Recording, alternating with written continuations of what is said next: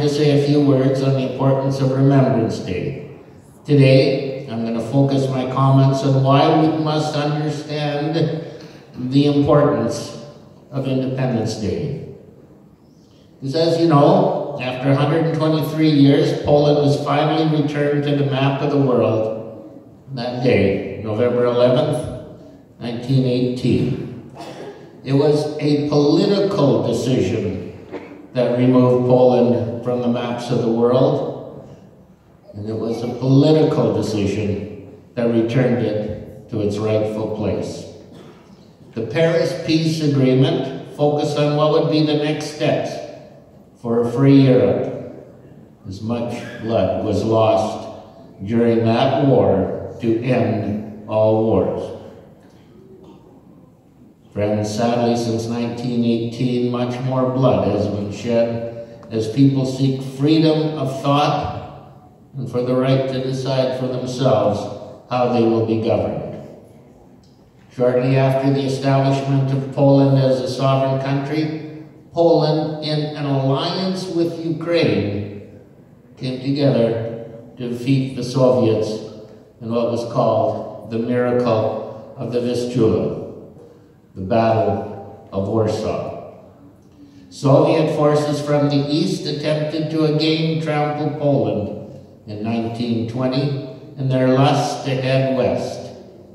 It was the skill of the Polish-Ukrainian forces that repulsed and defeated the Red Army, securing the Polish state's eastern boundaries until 1939.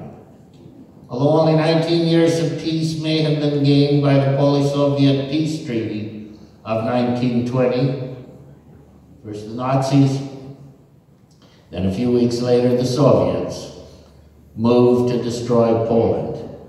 And it took until 1989 before the heavy yoke of the Soviets was removed.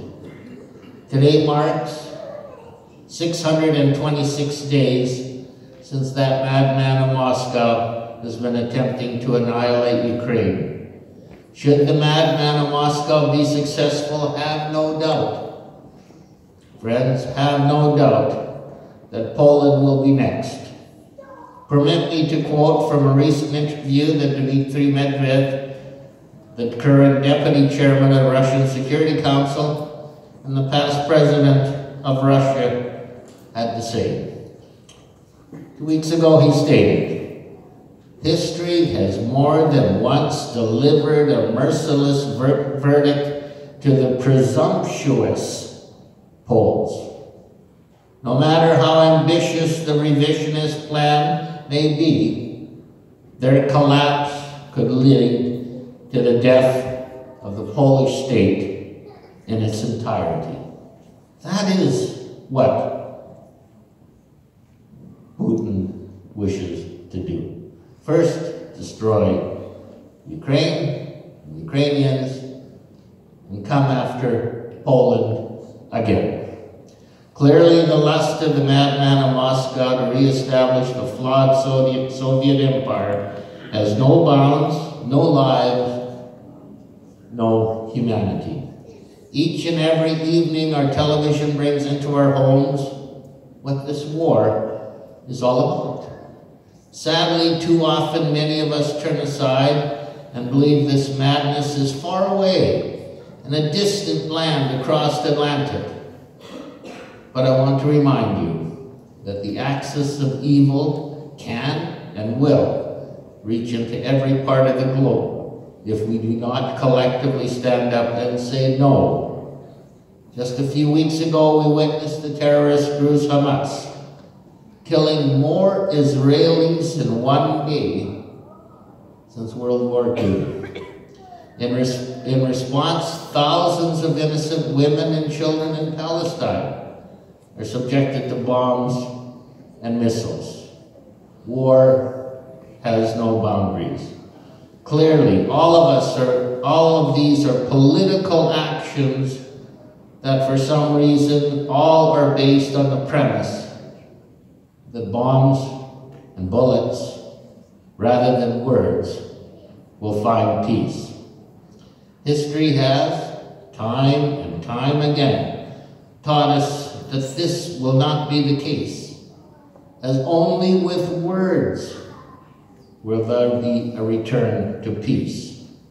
Our Pope Francis stated just this week, no weapons, not terrorism, not war, but compassion, justice, and dialogue are the fitting means for building peace. Be it the armistice that was signed at 5:45 a.m. on November 11, 1918, to end the war of all wars, or the Treaty of Paris that re-established Poland, or the surrender of the Nazis on May 7, 1945, or the first democratic election in Poland in June 4th of 1989 or so on. Friends, the story of Poland is one that sadly is bathed in heartache, misery, and blood.